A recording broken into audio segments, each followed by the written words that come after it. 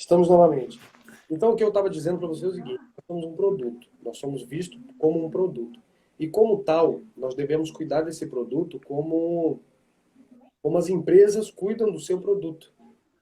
Hum, Então, se você, a primeira coisa que as pessoas vão fazer para ir atrás de um produto é pesquisar o nome.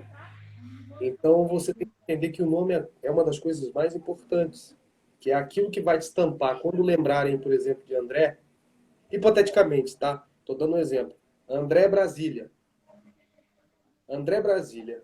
Quem conhece André Brasília sabe que aquele André Brasília, ele leva, entre outras coisas, comprometimento, seriedade, conteúdo, entrega final do projeto. Ou seja, aquilo, o André Brasília, é hipoteticamente o nome, tá? Hipoteticamente, é só para exemplificar. Então, as pessoas que vão atrás do André Brasília vão atrás de tudo isso e sabe que o André Brasília vai conseguir entregar um determinado tipo de resultado. E não tem outra solução se você não criar um nome artístico.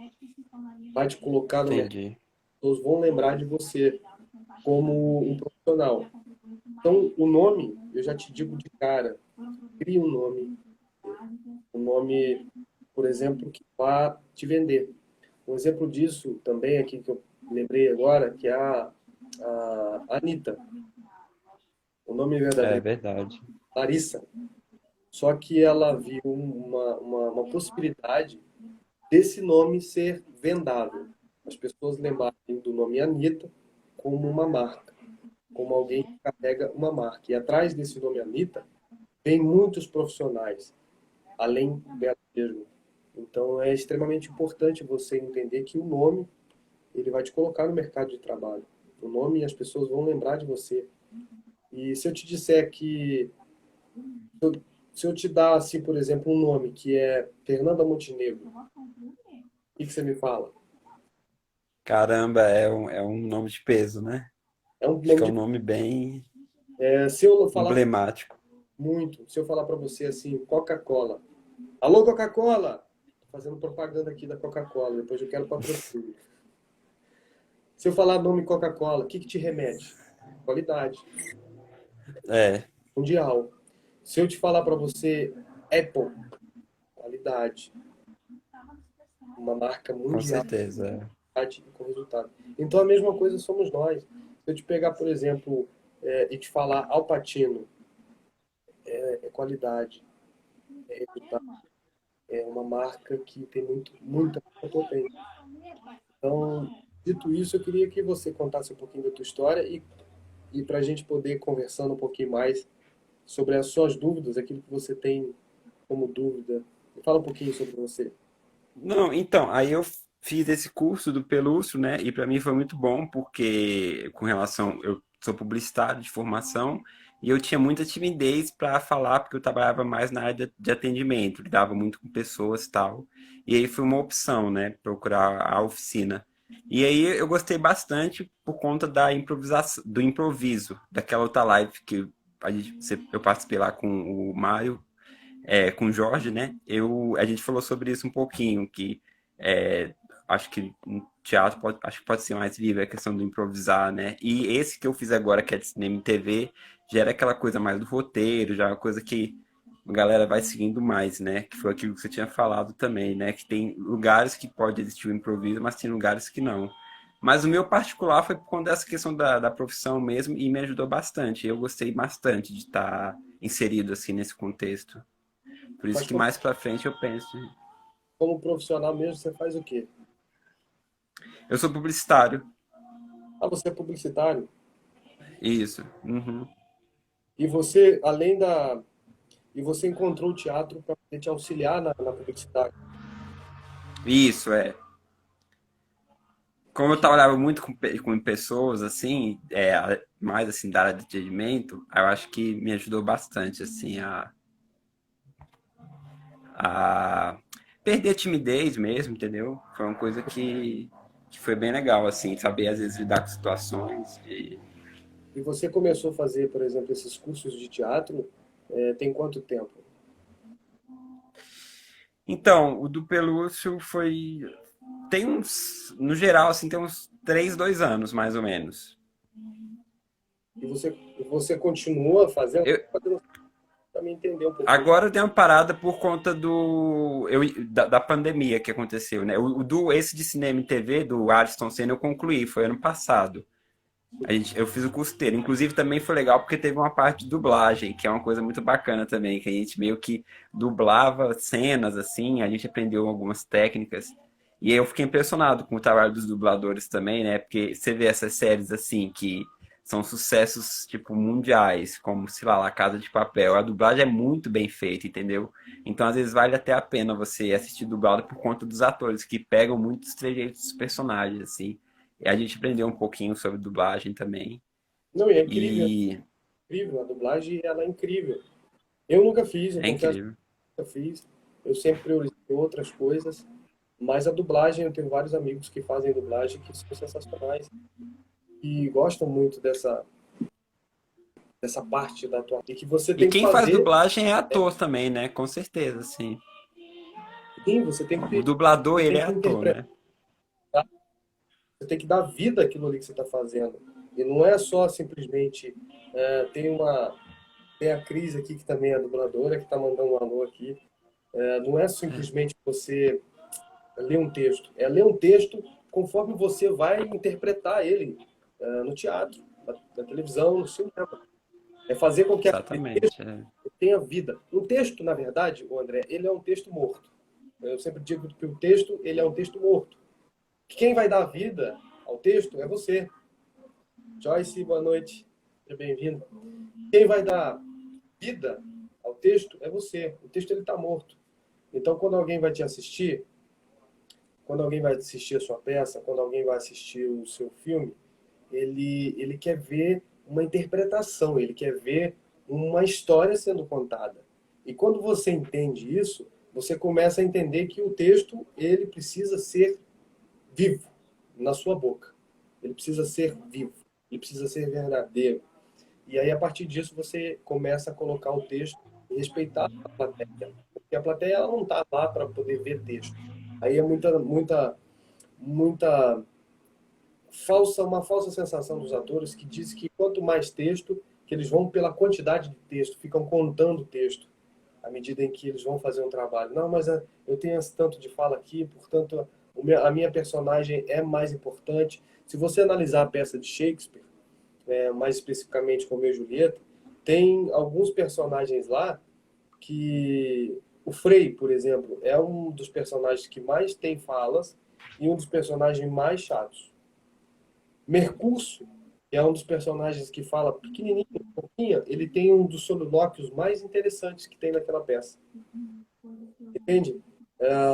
Então, quer dizer, não é a quantidade de texto, é sim a qualidade, aquilo que você está falando, aquilo que você está entregando para o público, sabe? Então, aí você vai auxiliando. E a dublagem tem isso. E dubladores que, por exemplo, eu já acompanhei alguns dubladores, já dei aula para alguns dubladores que queriam usar o teatro para poder se aprimorar na dublagem, entender como que você colore o texto, cada texto. Já percebeu que na vida faz pausas, essas É. pausas eloquentes Uhum. falam mais do que a palavra. E aí quando você Exatamente. É. palavra, a pausa, você usa a coloração do texto, você dá um ênfase. A Fernanda Montenegro tem aquela voz grave. Ela faz, ela faz uma pausa dramática. E outra Ela, coisa é a questão da dicção também, né? e aí tem a dicção, Porque, por porque exemplo, a Fernanda, ela tem a dicção muito boa, né? Eu já acho que eu não tenho tanto. Foi uma das coisas também que me levou a procurar, porque como eu falava às vezes muito em público assim, e como eu falo às vezes um pouco enrolado, eu acho que é uma coisa que ajuda bastante também assim essa questão, entendeu? De preparar a voz, né? Principalmente para quem é dublador, no caso assim, né? a dicção fica ótima quando você estuda teatro, porque o teatro ele é grande. O teatro, imagina, ah, imagina, por exemplo, a vida real elevada à quinta potência. Então, o teatro ele está nesse lugar. Ele não é vida real. O teatro ele é grande. ele tem que ser expressivo. Porque, teoricamente, poder chegar a 1.000 pessoas dentro de um teatro, é grande. Tanto a entonação da tua voz, a projeção da tua voz tem que ser muito, muito, muito envolvido, quanto a expressão corporal, quanto a expressão facial, Exatamente. Exatamente. É. a valorização das palavras. Então, isso tudo a gente vai trabalhando dentro do teatro, especificamente pessoas que vão tendendo aí para dublagem. Aí depois, mais para frente, você vai estudar um cinema, vai estudar uma TV, vai ver, como você falou aí, como que eu atuar para cinema, como que é eu atuar para câmera, que não é fácil, não é? E, então, cada segmento tem É. a sua variedade. E, e eu te digo mais, se você gosta dessa situação que é a dublagem, você tem mais é que estudar mesmo. Só, só um detalhe e eu chamar a atenção de você. Imagina na tua vida que em cada etapa tem que ser priorizado alguma coisa. Em cada etapa da sua jornada deve ser priorizada alguma determinada área. Opa, travou? Tá me ouvindo? Tá travado o vídeo. Agora foi, melhorou. Tá me... Beleza, então. E o pessoal aqui que está entrando, podem mandar perguntas, respostas. Já já a gente vai pular para uma outra pessoa aqui, com certeza. Mas, André, você, você teria mais alguma dúvida em relação a tudo isso? Como que eu posso te ajudar? Não, aí eu acho que passando tudo isso eu vou procurar novamente algum curso ou de teatro também para poder voltar a fazer, né? É parte assim dessa de peças, tudo, que eu acho que para mim no profissional foi muito bom e acaba que no pessoal também. E assim, eu acho que é uma coisa que eu realmente gostei assim de estar envolvido, então acho que pode ser um caminho a seguir assim. Não, E ótimo. foi uma coisa que sempre me acompanhou, assim, desde da época de escola eu gostava muito de fazer e tal. E acaba que a profissão me levou a isso e agora, né, pode ser que quando passar tudo isso, né, que a gente está vivendo. Mas qual que é a tua grande dificuldade em relação ao teatro? Não, assim, eu queria, na verdade, participar, sacou, mais concreto. A gente chegou a fazer Hum, pequenas peças na época da Acho que oficina, mas não foi nada muito grande. está travando por conta aqui de alguma coisa. Deixa eu mudar de lugar aqui que eu acredito que vai ficar melhor. Mas vai falando, pode falando que eu tô te ouvindo. Oi, tá melhor, A né? maior dificuldade ao Então é teatro. isso. Do teatro, né? Aqui em Brasília, o teatro é muito forte, assim, principalmente a área do pessoal do Dulcina, né, da UNB. Há pouco tempo eu vi uma peça sensacional que eles chamaram o pessoal do Batuquê, que é um grupo aqui de Brasília também, que é muito atuante, assim. Então, toda Hum, essa questão cultural me deixa muito feliz, assim, me agrega muito, assim. Então, futuramente, pode ser que eu procure mais para essas questões mesmo de gostar mesmo, gostar, assim, de querer participar. Beleza. E você tem alguma dificuldade? Qual foi as grandes dificuldades que você encontrou quando você começou a fazer teatro? Então, foi a questão do texto, muitas vezes eu usava da improvisação, que foi aquilo que você tinha falado também. Para algumas coisas davam certo, mas para as outras não. Então, eu acho que é mais essa questão do texto mesmo. Mas aí existe uma série de técnicas, né, que você tinha até comentado no outra live também. E eu acho que a minha dificuldade é mais essa questão do roteiro, assim, entendeu? De gravar. Apesar, assim, de eu ler, eu consegui entender e consegui, de repente, passar a ideia, mas não com talvez aquelas palavras que estão ali. Então, acho que eu tenho que me aprimorar nisso. Mas a tua principal dificuldade com o texto era em gravar, em decorar o texto? Era em decorar, é. Às vezes, assim, a palavra era igual, só que, tipo, sabe, é o mesmo sentido, só que não é aquela que tá no texto. Então, acho que isso que é o que tem que mais melhorar, assim, nesse sentido. E você aprendeu alguma técnica para decorar o texto? A técnica que a gente usou era, tipo assim, era ler em conjunto, assim, tipo, duas pessoas lendo uma pra outra, assim, como se fosse uma conversa, entendeu? Que você lia todo de uma vez, aí depois você conversava com a pessoa. Era meio que um trabalho em dupla, assim, da oficina toda. Cada um tinha sua dupla. Foi uma coisa que meio que aquilo que vocês tinham comentado, entender o que é para ser dito, o que é para ser interpretado, no caso, assim, entender a situação, né? E, por exemplo, eu vou te falar algumas coisas que eu particularmente gosto quando eu vou decorar um texto. A primeira delas Ah, é realmente você fazer uma leitura branca, dita branca, uma leitura branca. Você lê ela despretensiosamente, lê o texto despretensiosamente. A partir daquilo, eu estou te dizendo um texto, um solilóquio ou um monólogo, alguma coisa assim. Quando você já pega um pouco mais de experiência, agora eu vou ficar no campo daquele que estão iniciando, tá? Quando você pega um pouco mais de experiência, à medida em que você vai lendo, você vai refletindo e percebendo o que aquele texto reverbera dentro de você. Mas esse é um outro detalhe. Quando você está iniciando, a ideia é justamente fazer algumas técnicas. A primeira delas é você fazer uma leitura branca, só para você entender o contexto. E aí depois você vai se aprofundando em algumas outras técnicas. E aí seria qual? Tem gente, tem pessoas que grava, que leem o texto e grava no telefone. E aí depois, ao longo do dia, ao longo do tempo, vai se ouvindo. Coloca o fone de ouvido e vai se ouvindo. Vai ouvindo tudo aquilo que ele gravou do texto. Tem pessoas que leem um texto e fazem perguntas. Por exemplo, ontem eu fui na casa da minha mãe e ela me ofereceu uma torta de melancia. Uma torta, não sei se existe torta de melancia, mas torta de banana, vamos lá. É melhor assim, né? Então ontem eu fui na casa da minha mãe e ela me ofereceu uma torta de banana. Mas por que que eu fui na casa da... Aí que tá o pulo do gato, né? A frase é: ontem eu fui na casa da minha mãe e ela me ofereceu uma torta de banana. Mas por quê? Aí você começa as perguntas. Mas por que que eu fui na casa da minha mãe? Ah, fui na casa da minha mãe por isso, por isso, por isso. Mas que horas que eu fui na casa da minha mãe? Ah, fui tal hora. Mas e o que que aconteceu antes de eu ir até a casa da minha mãe? Isso já vai criando o quê? Emoções, já vai criando memória, é, criando... essa técnica é excelente, é. Você entender o texto, né? Claro. Exatamente. E aí você vai fazendo perguntas. Mas por que que ela me ofereceu torta de banana? Não tinha outra coisa para ela me oferecer? Eu gosto de torta de banana. Ela é um prato, é um alimento que ela sempre me oferece. Ou seja, você vai fazendo perguntas sobre o texto. E o porquê daquilo, o porquê disso, o porquê daquilo lá. E isso vai criando dentro de você memórias, vai criando de você vivências, vai criando dentro de você relações com o texto.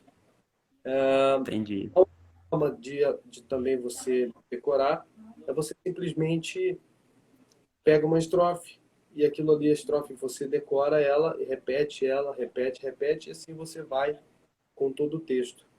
Eu, particularmente, eu gosto de fazer uma reflexão sobre o texto. Eu gosto de criar imagens sobre o texto. Toda vez que eu leio aquele texto, eu vejo o que que aquele texto fala comigo, como que ele bate, como que ele entra, como que ele reverbera dentro de mim. E a partir disso, eu vou analisando ele, eu vou dissecando aquele texto. E aí tem também uma outra, outro tipo de formas de decorar um texto, de interpretar o texto, que é a partir do método de Stanislavski. E aí é um pouco mais complexo. E isso é um pouco bem mais complexo. É um método de decorar um texto. Então, esses são alguns métodos que você pode decorar. Isso aí é bem legal. Muitas das pessoas fazem.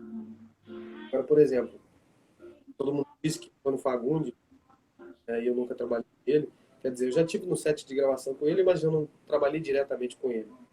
Todo mundo diz que Antônio Fagundes, ele decora texto muito rápido. Ele bate o olho no texto e ele decora muito rápido.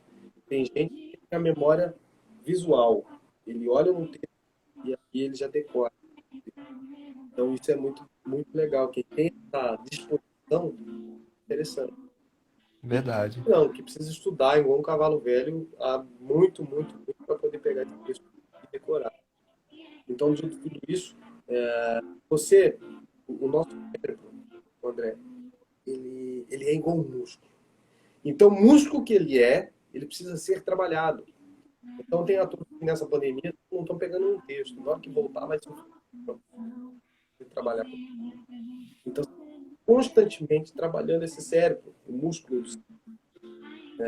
Lê muito, né, Bruno? Lê muito, tentar aquilo que você falou, né? Buscar exercícios e métodos. Agora eu vou te falar uma coisa. Eu gostei muito da oficina de improviso, cara. As atividades de improviso para mim eram as melhores, assim.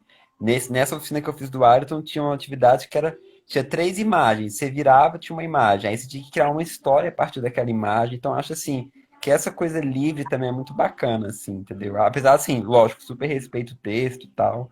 Mas eu gostei muito do improviso também, que eu acho que é aí que flui a criatividade mesmo, entendeu? Que ali na hora você tem que criar alguma coisa. Eu acho muito legal essa parte também da criação. A Alana está falando aqui que a Solange Couro também, PP, não entendi direito. Eu fiz curso com ela e ela falou que vai lendo o texto no caminho do Projac e decora. Solange, Solange Couto. Solange Couro. Perfeito. Eu fiz o curso com ela e ela falou que vai lendo o texto no caminho do Projac. Acho bem difícil isso, viu? Porque o trabalho, viu, Solange, o Alana, quando você não estuda o texto em casa, calma, aí tem pessoas e pessoas, né? Tem pessoas que têm mais facilidade e tem pessoas que têm menos facilidade. Então, vai por pessoa por pessoa. Eu prefiro você estudar com calma em casa a não ser que você, por exemplo, eu fiz um trabalho onde eu fui chamado para fazer, eu fiz de Pernas pro Ar 3 esse filme. E aí, eu estava no teatro, há um tempo atrás, eu estava no teatro fazendo algumas coisas, e aí eu recebo uma ligação, isso 11 horas da noite, 11 horas da noite. Bruno, tem um trabalho assim assado, quero que você faça. Bom, eu falei, beleza, me manda o roteiro e vamos marcar a data. Não, mas é hoje, você tem que estar no set de gravação meia-noite. Então eu tô te mandando o roteiro e eu fiquei super assim, empolgado, porque era um desafio muito grande. E aí aconteceu de que eu tive que. Ainda demoraram para poder mandar o texto, porque era um adendo que o diretor, que a diretora, inclusive, quis colocar no meio da cena, que era o último dia de gravação desse filme, e que ela resolveu colocar um adendo, aí ligou para o roteirista, que fez o texto na hora, e eu nessa história toda esperando o texto chegar até mim, que não era um texto pequeno, e tive que decorá-lo no meio do caminho, na van, enquanto ela me levava para o set de gravação. Ou seja, eu tive pouco tempo para poder trabalhar o texto. E aí é uma Memória visual também. hã? Memória visual boa também. Hora visual e exercícios, né? Exercício o tempo todo, e você constantemente está trabalhando isso. Em algum momento facilita, em algum momento vai, flui. E aí eu tive que fazer isso muito rápido, muito rápido, muito rápido. Eu prefiro estudar o texto com calma. Nem sempre a gente consegue, porque o Projac é um volume de trabalho muito grande e essas grandes novelas, essas grandes produtoras de novela, igual a Globo, é um volume de trabalho muito grande. Então você recebe o texto às 11 horas da noite para você começar a gravar 8, 9 horas da manhã. Então muitas das vezes tem que passar a noite, varar a noite estudando. E tem tudo isso. Eu já prefiro com calma. Eu já prefiro talvez mais o cinema e o teatro, porque é um trabalho que você faz muito mais de desenvolvimento da personagem, com cuidado, com criatividade, por aí vai.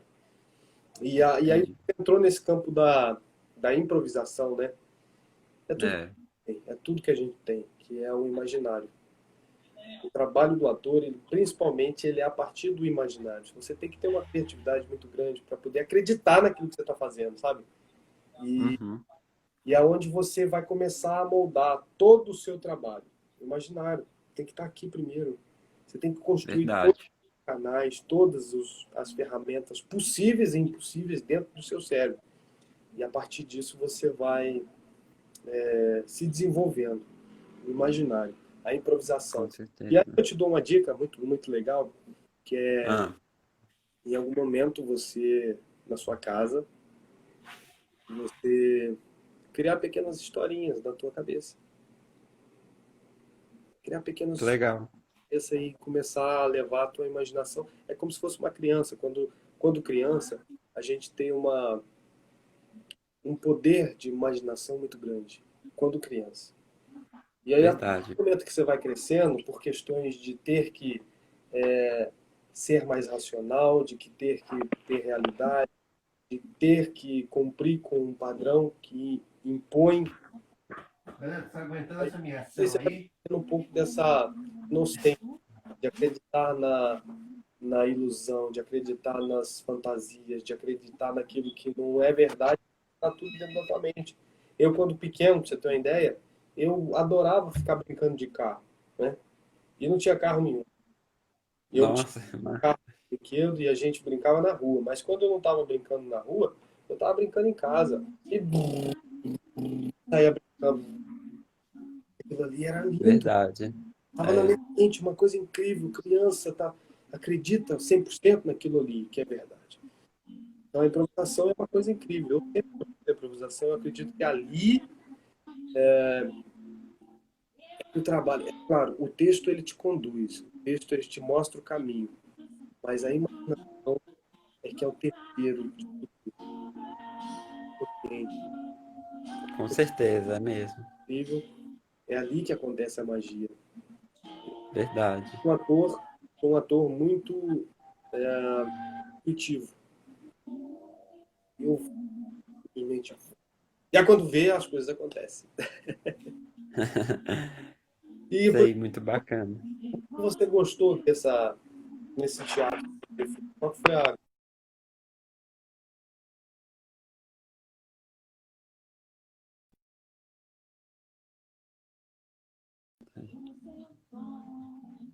Oi. O que mais você gostou de fazer o teatro? Qual que foi a grande vantagem de fazer o teatro?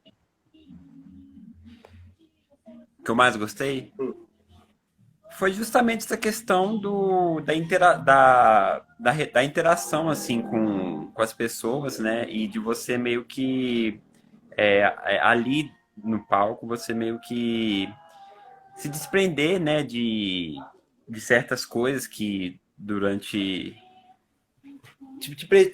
assim, a questão da timidez pra mim pegava muito, entendeu? Então, assim, ali você consegue meio que perder a timidez e seguir, você vê que o pessoal tá ali justamente pra representar, então acho que é uma coisa que agrega muito valor, assim, pra gente que trabalha com público, né? Que trabalha diretamente com o público. É interessante porque você consegue ficar mais seguro, assim, também das suas escolhas tal, e das suas atitudes. Eu acho que é bem válido, assim. Pra mim, que era muito tímido, assim, foi muito bacana.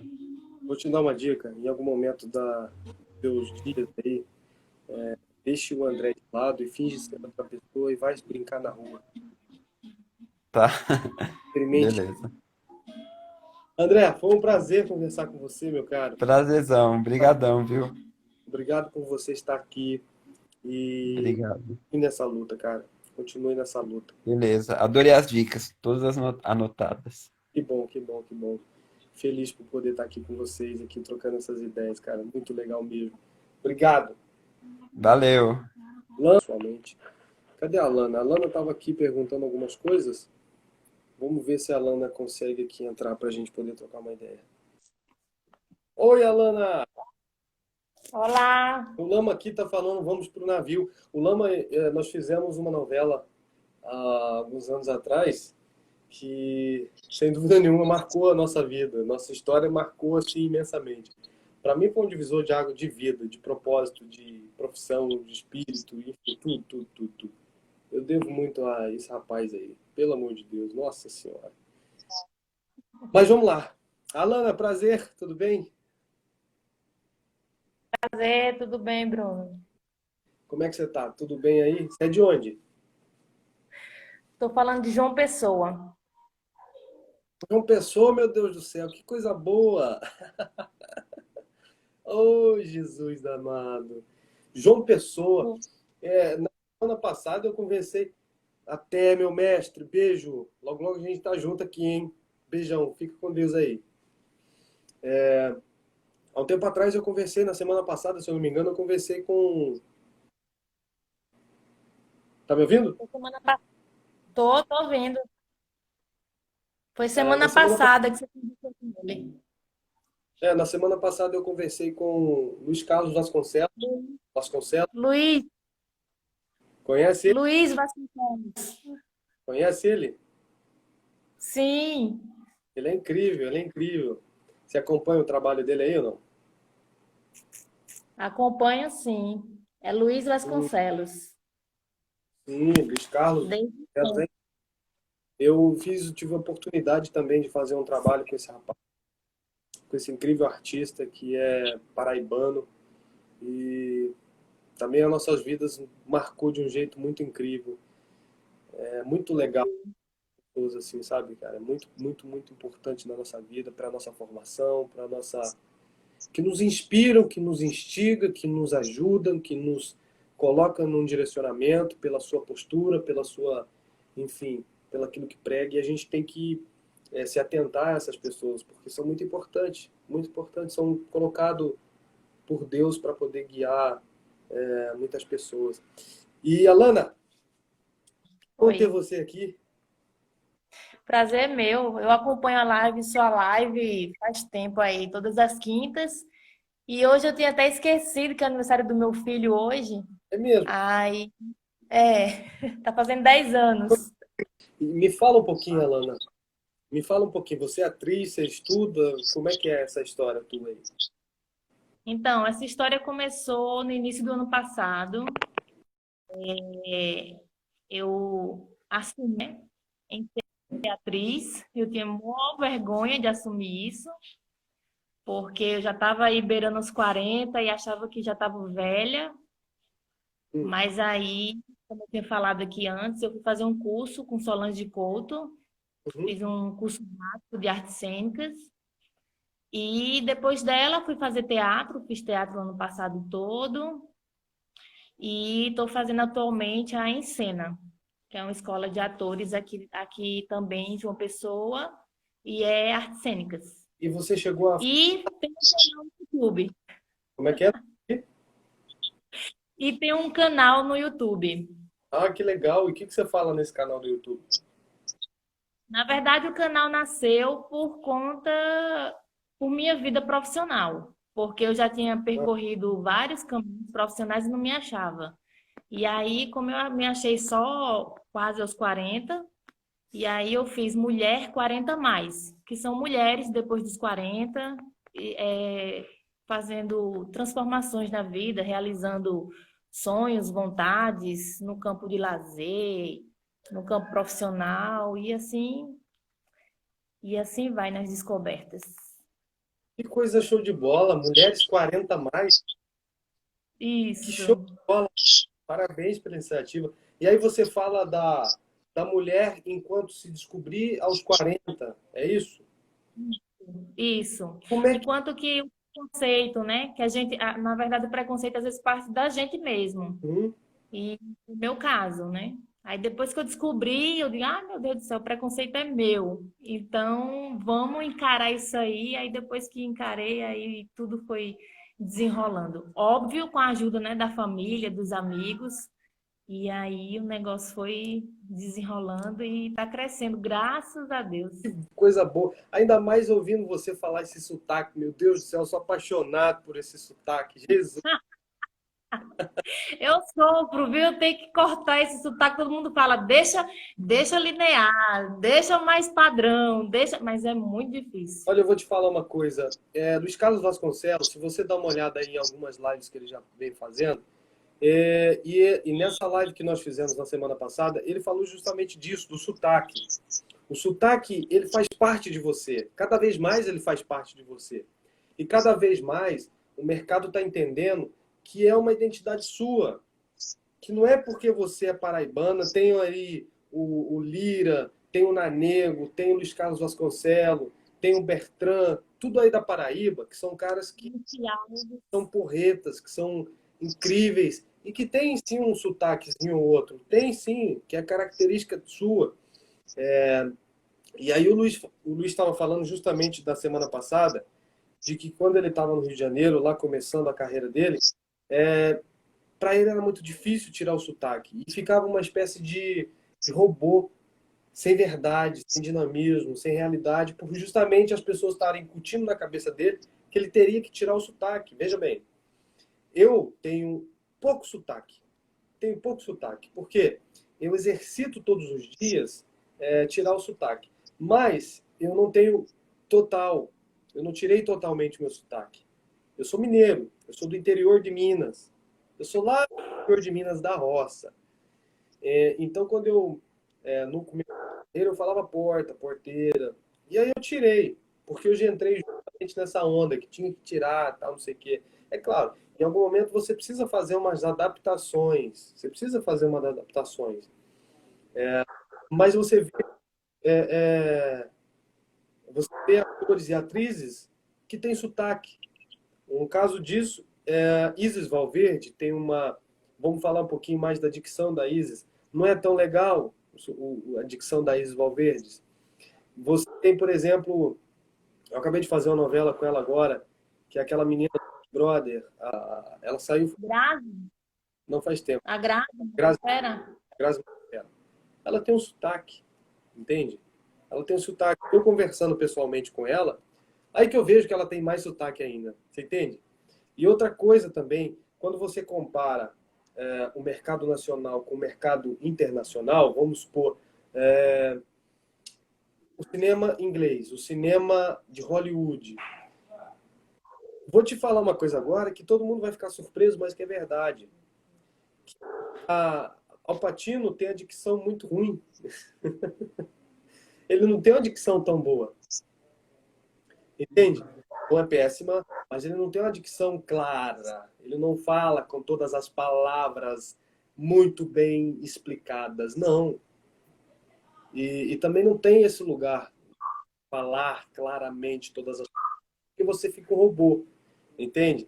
Então ele tem também a dicção comprometida, porque as pessoas veem algum tipo de filme com legenda, e essa legenda você não tem a total intenção das palavras daquele ator está falando. Por quê? Primeiro, você não entende a língua inglesa. Tem muitas pessoas que não entendem e que preferem assistir um filme dublado, o que também não tem nada a ver. Mas se você quiser pular para uma outra etapa, aí você tem que estudar algumas coisas. Por exemplo, tem várias literaturas que é em inglês.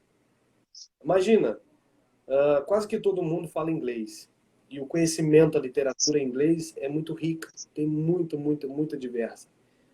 Agora você compara o Brasil, que fala português, quantos países no mundo que fala português? E aí o conhecimento, a literatura, a cultura portuguesa é muito mais pequena em comparação àqueles que falam inglês, a cultura inglesa, a língua inglesa. Então, você entrando nessa área aí, é muito importante fazer só esse paralelo. E aí, como é que é essa coisa do seu canal do YouTube? Mulheres 40 mais. Você faz algum tipo de trabalho como atriz lá ou você fala você mesmo? Não, só sou eu mesma. Eu falo sobre como o canal nasceu, né? O porquê. Aí complemento no outro vídeo. Na verdade, tô começando agora, né? Complemento no outro vídeo. No outro eu falo sobre motociclismo, mulheres que começaram a pilotar depois dos 40 anos. E tô esperando aí já para subir um lá para o YouTube, que eu fiz um videozinho extra sobre a pandemia. Fugi um pouquinho, né, Fugi mais ou menos, né? Porque eu falo da rotina da mulher com filho e home office, e etc. E, e eu falo disso, eu falo da vida real. O roteiro é todo assim, eu vou puxando assuntos que a sociedade, por acaso, tem tabu, por ser mulher, e ainda por cima, por ser mulher mais velha, né? E aí os assuntos eles vão vindo. Foi motociclismo, vai ser surf, já estou lhe dizendo aqui. Coisa boa. Olha só. E aí vai surgindo aí. Eu te contar uma historinha agora, o Alana, que é o seguinte. Eu conheço a história de um cara ele era dentista e ele já tinha 50 anos de idade, sabe? E ele com 50 anos de idade, Ele falou, dentista para mim não serve mais. Não quero ser mais dentista. Dentista para mim já não dá mais. E aí ele resolveu fazer medicina. Ele se formou com quase 60 em medicina. Ele foi para um lugar que se chama África e ele ficou lá mais 30 anos servindo em prol do próximo, trabalhando em prol do próximo. E aí quando você olha para uns casos desses, você fala assim, a vida não tem uma fórmula de receita de bolo. Ela não tem uma receita de bolo que é estabelecida para todos. Ela tem caminhos. E os caminhos, se você chegar a determinados lugares, mas o importante é você encontrar o seu jeito, a sua fórmula, aquilo que se encaixa, aquilo que canta o teu coração. Sempre eu gosto dessa palavra, porque essa palavra me leva para um lugar que é de realização, sabe? Que é de autoafirmação. Então, isso que você está fazendo é uma coisa que você passou por uma dificuldade, enxergou essa dificuldade e aí você conseguiu fazer essa dificuldade num ganho, num ativo. E aí você olha e observa isso, você fala, poxa, cara, 40 anos eu resolvi me assumir, eu vou ser atriz, vou fazer, vou estudar e tudo mais. Ótimo, beleza. E como é que você deu os primeiros passos nessa história? Então, eu fui, na verdade, eu não sabia, né, para meu Deus, e agora? Tá, assumi. E aí uma professora minha de balé, Kiara Pimenta, daqui também de João Pessoa, ela me marcou no curso de Solange que ela ia ministrar aqui em Recife. E Solange estava abrindo a casa dela e ia ministrar esse curso. Aí eu pensei, né, caramba, não vou ter dinheiro para ir. Aí depois não, calma, eu tive que me policiar e comecei a correr atrás. Aí fui procurar saber quanto era e tal. Aí conversei com meu marido na época, aí a gente disse, não. Aí ele falou assim, dá para fazer.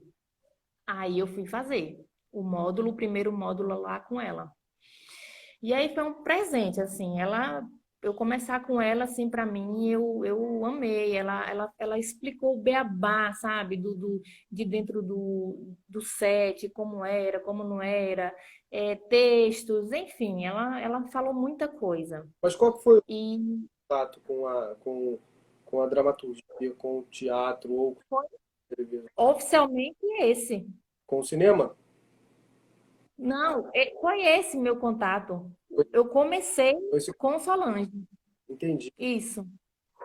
Entendeu? Ah, Eu comecei com ela em fevereiro do ano passado, fevereiro de 2019, foi. E aí eu fiz o primeiro módulo com ela e ela me falou, e eu falei da minha vergonha de estar começando com essa idade. E aí ela virou para mim e falou, olha, a mãe do Luiz Fernando, é Luiz Fernando? É. Ela começou com 90 anos, 94. Aí não preciso me falar mais nada. E aí fiz o primeiro módulo com ela, aí o segundo módulo eu ganhei, ela me deu uma bolsa, e aí eu fui lá fazer o segundo módulo. Aí quando eu voltei, eu disse, pronto, e aí, o que é que eu faço? Aí fui pro teatro, e no meio aí do curso do teatro, né, que eu fiz teatro o ano passado todo, eu fiz um workshop com o Sérgio Pena. legal. E assim, é uma experiência com ele, assim, não tem como falar, é um negócio do outro mundo, assim, é muito show. E Você veio, aí, eu dei. você veio para o Rio? Não, não, ele também foi para Recife. Legal. Ele foi para Recife ministrar lá, e daí eu fui para lá, porque para mim fica mais fácil, né? Porque Recife é bem perto aqui. Uhum. E aí eu fiz Sérgio Pena e terminei o teatro. Quando eu estava terminando ainda o teatro, eu comecei artes cênicas na Encena, que é essa escola que eu estou até hoje. Já fiz 12 meses, mas eu não saí. Continuo lá com eles esse ano e, e seguindo. Ia voltar agora para o teatro, mas com a pandemia, né? Foi suspensa as aulas. Hum. Porque eu estava ouvindo você falando aí com o André sobre o teatro, a dificuldade maior dele, e para mim, a minha maior dificuldade no teatro é a voz. A voz. Olha, eu vou te dizer. Eu tenho a voz muito baixa e eu peguei logo uma vilã para fazer na peça. E eu ficava muito preocupada em colocar, né? E você falou assim, um monólogo, e eu iniciava a peça com um monólogo, então, assim, foi bem marcante para mim, porque eu tinha que estar lembrando o tempo inteiro que eu não podia cair, né? Eu estava lá em cima e tinha que ficar até o final. Foi uma luta com minha voz. Imagina só, a gente tem aqui, o Alana, 3 minutos e a gente vai tentar sintetizar o máximo possível aqui para a gente poder finalizar essa live. Infelizmente, olha só, que pena, tá tão gostoso. Tá bom. Mas ó, tem atores que começam lá em cima, depois vai diminuindo. Isso, Depois, quando acaba a frase, tá aqui, ó, o que eu tô falando. isso. E o teatro é aqui. O teatro é aqui. Ele tem que ter eloquência, tem que ter potência. E você tem que falar, porque você tem que falar, sabe? As pessoas precisam entender o que você está fazendo. E aí, tem técnicas para isso. Tem que ter. É por isso que, por exemplo, o ator ele tem que se atentar a outras questões. Que eu tenho um curso que eu trabalho junto com os atores. Eu tenho um curso online e um presencial. E aí eu trabalho algumas coisas que ele vai além do teatro. Ele busca outras coisas além do teatro. Inclusive, se você quiser saber mais, me manda um direct aí que a gente vai conversar melhor sobre isso. Não pode ficar só restrito ao teatro. Tem outras coisas que você precisa se atentar, porque nós trabalhamos com o cognitivo, com a intuição, nós trabalhamos com a voz, nós trabalhamos com a expressão facial, com o corpo e com uma coisa que é a energia. Muita. Essa energia aqui, ó. Aí você precisa trabalhar de várias maneiras, de vários jeitos, que vai dar a capacidade de você ter essa coisa, que é essa energia. Você entende? E isso tudo a gente vai só conseguir fazer se a gente conseguir observar pontos que precisam ser trabalhados. A Cris aqui, linda. Ô, Cris, comecei a estudar. Nunca é tarde. Tudo vale a pena quando a alma não é pequena. Fernando Pessoa. Adoro essa frase.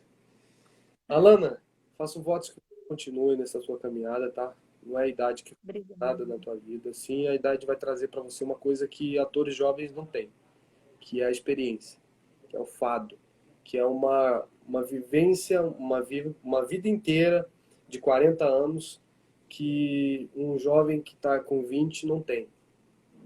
Você já passou por várias emoções, eu tenho certeza, na tua vida. Dificuldades, felicidades, desafios e por aí vai. E tudo isso te trouxe uma coisa que se chama fado, estopro. Aquela pessoa tem bagagem. Entende? Raras exceções, tem atores mirins que são gênios, né? Mas são raras as exceções. Rara. Natalie Portman. Aí fica a dica para o pessoal que quer assistir um filme incrível. Natalie Portman. Essa mulher, essa menininha que começou lá muito pequenininha, ela fez um filme que se chama O Profissional. Busquem lá depois, tem na Netflix. O Profissional. Com Jean Reno. Adoro Jean Reno. É um filme assim que um dos maiores filmes da minha vida. Vou assistir. Da vida, sem dúvida nenhuma. Natalie Portman, uma menininha pequenininha, devia ter lá seus 12 anos de idade e simplesmente arrebenta. É incrível. Vou conferir. Mas assim, eu comecei aqui, eu tô vendo aqui o horário, eu comecei, depois aconteceu um probleminha e a gente teve que voltar de novo, então vou ter um tempo a mais. Então vamos continuar nesse bate-papo gostoso aqui. E como é que foi? Me conta mais sobre essa história tua, claro. Então, do qual? Do teatro, dessa minha luta? Você estava começando aí com a voz, com a energia. Aham. E aí eu sempre entendo isso, né? Que a energia, o ator, ele tem que começar a lá e ficar, né? E teatro é muito isso, é muito ão, é tudo ão. Televisão é tudo inho. E eu fiquei naquele meio termo, né? Tava na artes cênicas, tendo que fazer inho, e no teatro tendo que fazer ão, Deixa eu te interromper, mas deixa eu te interromper rapidinho para falar uma coisa que é super importante, que até inclusive eu converso muito com meus alunos, com as pessoas que eu faço mentoria. Não sejam loucos de abraçar o mundo com os braços, né? Não pode ser louco. Se você está fazendo teatro, faça o teatro, entenda o teatro, experimente o teatro, vivencie o teatro. Se você está fazendo cinema, eu sinto muito, mas você vai ter muita dificuldade para fazer teatro. Mas se você está fazendo cinema, faça cinema. Mergulhe em cinema, faça cinema. Depois você experimenta teatro. Porque se você fizer uma coisa e fizer a outra, tudo junto, você não vai conseguir render tão bem em um e não vai conseguir render tão bem em outro. concordo. Tem atores que, por exemplo, chegam para mim para a gente conversar, para a gente fazer algum tipo de trabalho, que são atores de TV, e aí você tem que ensinar para eles o que é teatro, como fazer teatro, como que o teatro é, como que tem que ser. Quando você fala que televisão é tudo in, a televisão é a realidade aqui, que nós estamos fazendo aqui. Não é um robô. Porém, é a vida real. É isso aqui que nós estamos fazendo agora. Isso aqui é televisão. Isso aqui é cinema. É tudo aqui, assim, a gente está conversando como se fosse... É a vida real. É a vida real. Pensa nisso. Agora, o teatro, ela é a vida real, quinta potência. Tanto é que uma novela que eu acabei de fazer, acabei não, faz um tempo já, que se chama Deus Salve o Rei. Você viu essa novela? Eu fiz essa novela e foi uma crítica muito negativa em relação a essa novela. E, sobretudo, a atuação de algumas atrizes, de alguns atores. Porque, por exemplo, Bruna Marquezine, vamos dar um exemplo. Bruna Marquezine, te amo, mas eu tenho que falar aqui, se você estiver ouvindo em algum lugar. Bruna Marquezine, ela falava aqui, ó. É você, meu pai, eu quero te matar, porque eu não quero mais te ver. Eu estou triste com você. Eu sou a rainha de Montemor. Eu vou dominar o reino de Atena. O brasileiro não está acostumado com esse tipo de dramaturgia. O brasileiro, ele está acostumado com bagaceira das televisão. Bagaceira entre aspas, não estou falando mal da televisão, mas eu estou falando que bagaceira no sentido de não sei o que, Avenida Brasil, não sei o que, Paraisópolis, entende? Uhum. Está acostumado com esse tipo de jogada. Quando você coloca uma novela que foi uma proposta dos autores, com o Fabrício Mamberti e o Adjaf, a proposta deles era justamente trazer um formato, um padrão de dramaturgia americana. E foram muito ousados. Porém, esse padrão não foi muito aceito porque a população brasileira está acostumado com uma coisa um pouco mais teatralizada na televisão. Mais orgânico. Faz teatro na televisão. Vocês já assistiu a última novela que a Fernanda Montenegro faz? Que já fez? A Dona do Pedaço. Eu estava lá no Rio Grande do Sul com Fernanda Montenegro, com Luiz Carlos Vasconcelos, fazendo essa novela Dona do Pedaço. E ali, Fernanda Montenegro faz teatro na televisão. E qual o diretor que vai falar para ela? Não, Fernanda, um pouquinho menos. Porque quem? Ninguém vai fazer. Ninguém. Então vai ter. Os diretores, todos eles. Como é que você quer fazer, Dona Fernanda? A senhora quer fazer assim? A senhora que sabe, a senhora que manda. Fernanda Montenegro, né? Ninguém vai chegar para ela e falar, não, quero que a senhora... Não, menos, Fernanda. Ela... Oh, oh, oh, oh. Meu Deus. Ela tem uma voz grave, né? Ela faz teatro na televisão, ninguém fala nada. Entende? E aí você continua nessa caminhada de fazer o teatro.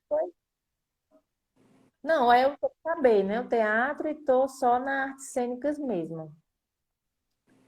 E voltando só um pouquinho esse assunto que você falou do sotaque, Bruno, eu assisti uma live na semana passada com duas produtoras, Hum? Cibele e Mônica. Eu desculpa, por nome assim, sobrenome eu não consigo decorar bem.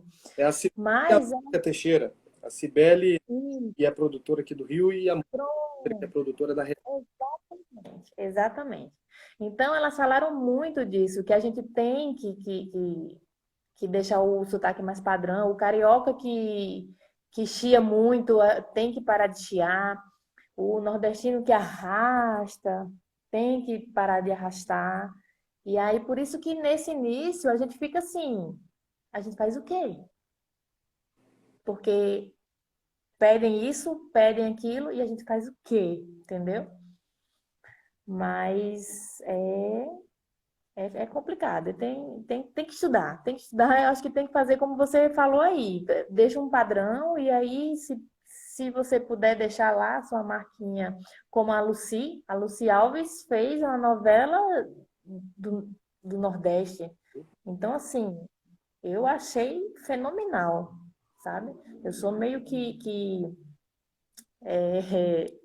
eu sou fã dela, já adorava como. E para mim foi uma novidade, assim, ela aparecer como atriz. Mas. E aí? E a gente limpa o sotaque? A gente não limpa? A gente espera o que é que vai ser chamado para trabalhar? E aí? Respondendo você rapidamente a isso, quando você está começando a tua carreira, é muito importante você entender o que o mercado exige.